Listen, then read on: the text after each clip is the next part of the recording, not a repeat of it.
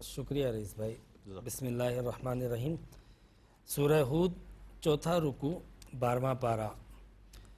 حضرت نوح علیہ السلام کے واقعے پر کل گفتگو جاری تھی، جس میں حضرت نوح علیہ السلام کی قوم کو جب انہوں نے عذاب کے لیے باقاعدہ للکارا تھا تو اللہ رب العزت نے حضرت نوح علیہ السلام کو باقاعدہ جو ہے وہ فرمایا کہ اب آپ ایک کشتی تیار کریں، کیونکہ حضرت نوح علیہ السلام کی قوم پر جو عذاب آنا تھا وہ عذاب طوفان تھا، نوز فلڈ کہا جاتا ہے، معروف ہے. بڑی اس پر تحقیق کی گئی، سائنسدانوں نے بھی تحقیق کی، اس کے اثرات، نتائج، وہ چیزیں تک اب شواہد موجود ہے. باقاعدہ جس جگہ کشتی رکی جودی پہاڑی پر، وہ جگہ کشتی کے نشانات، بلکہ ایک عرصے تک وہ کشتی کا اسٹرکچر بھی موجود پایا گیا جس کو باقاعدہ لوگوں نے دیکھا تھا. تو حضرت نوح علیہ السلام کو اللہ رب العزت نے کہا کہ آپ ایک کشتی بنائیں ہمارے سامنے. اور میں یہ بات بتاؤں کہ یہ وہ کشتی ہے، کشتی کا سب سے پہلا تصور، بحری بیڑے کا سب سے پہلا تصور، یعنی یہ انوینشن، یہ ایجاد حضرت نوح علیہ السلام کی ہے باقاعدہ، کہ وہ اتنی بڑی کشتی کہ جو تقریباً ایک قول کے مطابق 300 گز اور ایک قول کے مطابق 1200 گز. اسی طرح اس کی چوڑائی کے بارے میں بھی دو اقوال آتے ہیں، جہاں 300 گز لمبائی بتائی گئی ہے وہاں پہ تقریباً 50 ہاتھ چوڑائی، اور ایک قول کے مطابق 600 گز خالی اس کی چوڑائی تھی، اور تقریباً جو ہے وہ اس کی اونچائی جو ہے وہ 30 سے 40 فٹ تھی. اور یہ 3 منزلہ کشتی تھی جس میں ہر منزل کے درمیان فاصلہ 10 گز کا تھا. 3 منزلہ اس لیے تھی کہ پہلی منزل پہ سارے چوپائے جانور رکھے گئے تھے، دوسری پہ پرندے اور تیسری پہ سارے انسان آباد تھے. اور یہ تقریباً حضرت نوح علیہ السلام کے گھرانے کے ساتھ 80 افراد تھے، کیونکہ حضرت نوح علیہ السلام کے گھرانے کے تقریباً 7 افراد تھے. خود حضرت نوح علیہ السلام، ان کے 3 بیٹے اور تینوں بہو، تو یہ 7 افراد ہوئے. حضرت نوح کی اہلیہ وائلہ موجود نہیں تھی، حضرت نوح کے ایک بیٹے کنعان یہ بھی موجود نہیں تھے. یہ حضرت نوح علیہ السلام کے نافرمانوں میں سے تھے. آج جو آپ نے قاری صاحب تلاوت کی ہے اس میں آغاز ہی یہاں سے ہوا کہ حضرت نوح علیہ السلام نے اپنے بیٹے کو پکارا. وَنَادَى نُوحُ رَبَّهُ فَقَالَ رَبِّ إِنَّ ابْنِي مِنْ أَهْلِي وَإِنَّ وَعْدَكَ الْحَقِّ. حضرت نوح علیہ السلام نے ندا دی باقاعدہ اپنے بیٹے کو، اور حضرت نوح علیہ السلام نے فرمایا یا اللہ میرا بیٹا، کنعان کے لیے جب کہا نا تو اللہ رب العزت نے فرمایا قَالَ يَا نُوحُ إِنَّهُ لَيْسَ مِنْ أَهْلِكَ. اے نوح وہ تمہارے اہل میں سے نہیں ہے. یعنی نبی کا بیٹا ہونا اپنی جگہ پر ہے، لیکن جب اللہ پر ایمان نہ لایا تو پھر لا ینال عہد الظالمین، ظالمین کو یہ رشتے ناتے نسبتیں کبھی بھی فائدہ نہیں دیتی ہے جب تک کہ وہ ایمان نہ لے آئیں. تو ایمان تو شرط اول ہوتی ہے، ایمان کے بغیر یہ رشتے تعلقات سب ختم ہو جاتے ہیں. تو اللہ رب العزت نے حضرت نوح علیہ السلام کو یہ بات ذکر کی، اور پھر اس کے بعد جو حضرت نوح علیہ السلام کی قوم پر جو عذاب آیا تھا وہ عذاب اتنا شدید تھا، عالمگیر تھا. وفارت تنور، یہ باقاعدہ ذکر ہے کہ جب تور ابلنے لگے، یہ نشانی تھی، جو عذاب آنا تھا اس عذاب کی نشانی تھی کہ جب یہ تور یعنی جس میں روٹی پکائی جاتی ہے وہ ابلنے لگے، سمجھ لو کہ عذاب کا وقت آ گیا ہے. اور بعض مفسرین نے کہا یہ خاص قسم کا تور تھا جو حضرت حوا علیہ السلام سے باقاعدہ یہ نسل در نسل جو ہے وہ حضرت نوح علیہ السلام تک پہنچا تھا.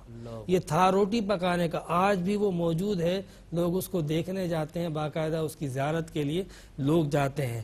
تو وہ تور ابلا، اور اس کے بعد پھر کیا تھا کہ پوری زمین پانی ابلنے لگی، آسمان پانی برسانے لگا، اور 40 دن تک زمین سے بھی پانی، آسمان سے بھی پانی. عام طور پہ ہوتا یہ ہے کہ جب بارش آتی ہے آسمان پانی برساتا ہے اور زمین سک کر لیتی ہے. یہ چونکہ عذاب تھا تو اس میں آسمان بھی پانی برسا رہا تھا اور زمین بھی پانی جو ہے وہ اگل رہی تھی. دونوں طرف سے پانی کی کثرت اتنی ہو چکی تھی کہ پہاڑ کی مانند اس کی لہریں ہوا کرتی تھی. یعنی اگر ایک لہر آتی تھی تو پورا پہاڑ اس کے سامنے ڈھپ جاتا تھا، چھپ جاتا تھا. تو آج جدید ترین آپ دیکھیں سمندری طوفان موجود ہیں، سونامی موجود ہیں، سائیکلون موجود ہیں. یہ اس سے بھی ایک خطرناک شکل موجود تھی عذاب کی. نہ سائیکلون اس کا مقابلہ کر سکتا ہے نہ سونامی، اتنا شدید عذاب یہ آیا تھا. اتنا شدید عذاب. اور اس عذاب کے بارے میں آتا ہے اس کے بارے میں کہ حضرت نوح علیہ السلام کی کشتی اس میں چلتی رہی. جب کبھی جو ہے وہ اس کشتی کو چلانا ہوتا بسم اللہ مجریہا، روکنا ہوتا تو کہتے بسم اللہ مرساہا. یہ مطلب اس کے بریک اور اس کی سپیڈ تھی.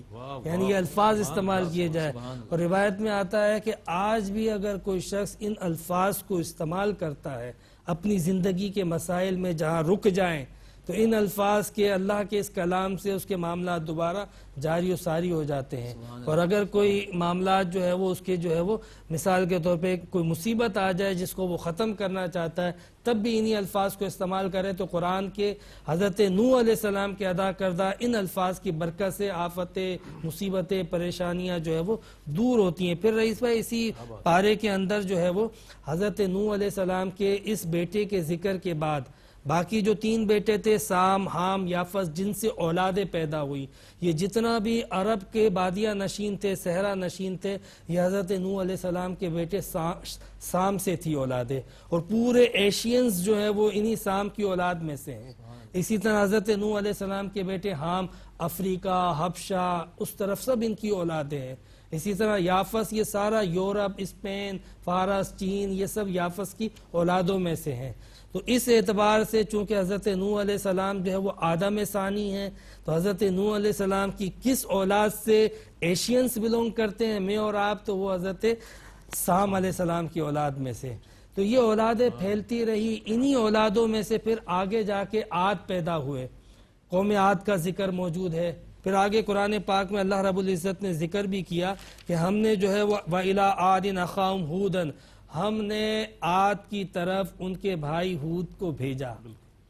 عاد کا بھائی کیوں کہا؟ اس لیے کہ عاد بھی نوح علیہ السلام کی قوم میں سے، ہود علیہ السلام بھی نوح علیہ السلام کی قوم میں سے تھے.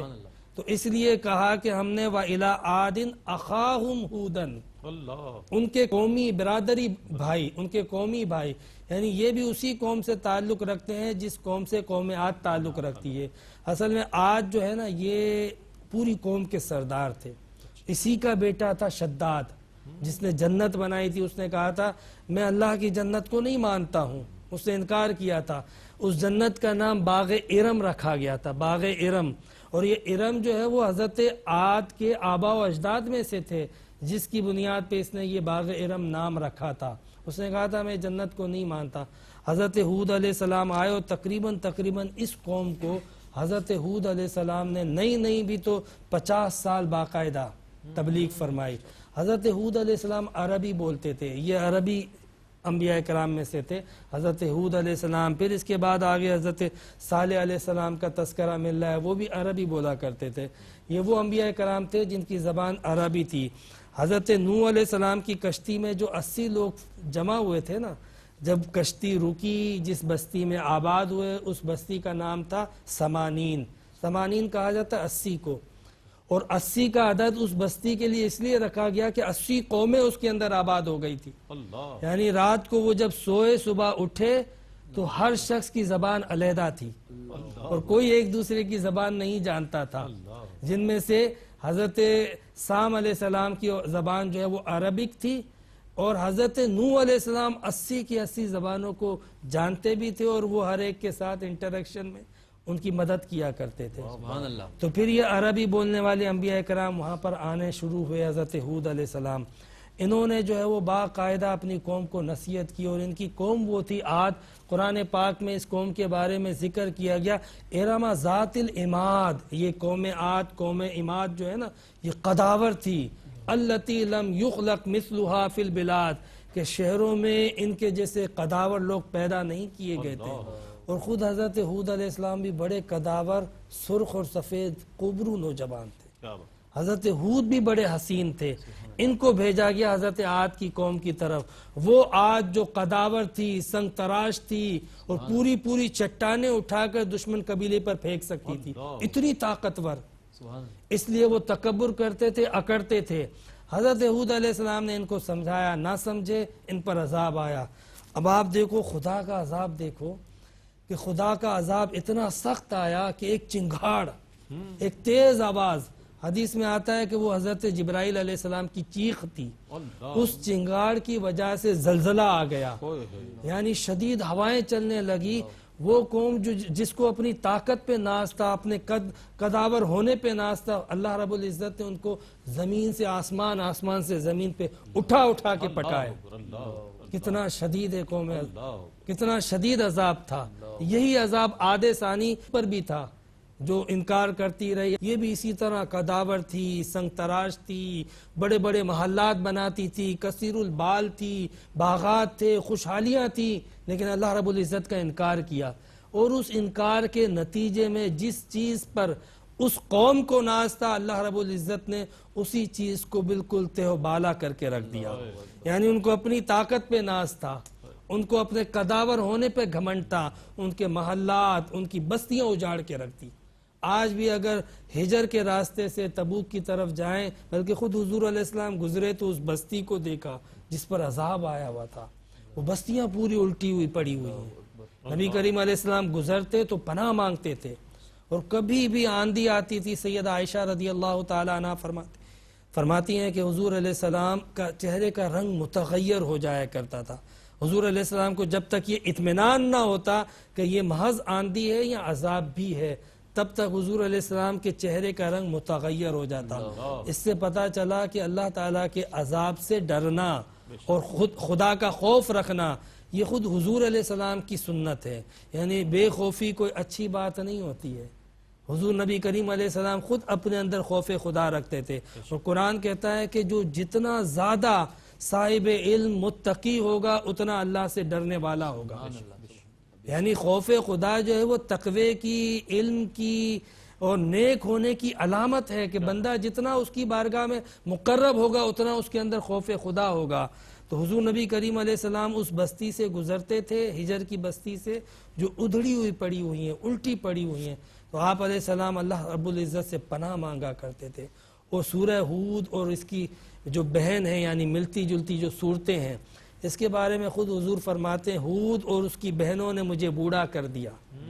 یعنی آپ دیکھیں، قوم نوح کے عذاب کا ذکر، قوم ہود کے عذاب کا ذکر، قوم لوط کے عذاب کا ذکر، حضرت ابراہیم علیہ السلام کے پاس جو فرشتے آئے تھے اس عذاب کا ذکر، طرح طرح کے عذابات کا اس کے اندر، حضرت صالح علیہ السلام کا بھی ذکر ہے، جو بھی قاری صاحب نے تلاوت بھی فرمایا تھا کہ اس کی قوم نے باقاعدہ کونچے یعنی ٹانگیں کاٹ دی، ایک وہ اونٹنی جو اللہ نے معجزتاً بھیجی اس کو مار دیا۔ پھر نتیجہ کیا آیا کہ اللہ تبارک و تعالیٰ کی حرمت کا جب آپ نے احترام نہ رکھا تو اس قوم پر بھی عذاب آیا۔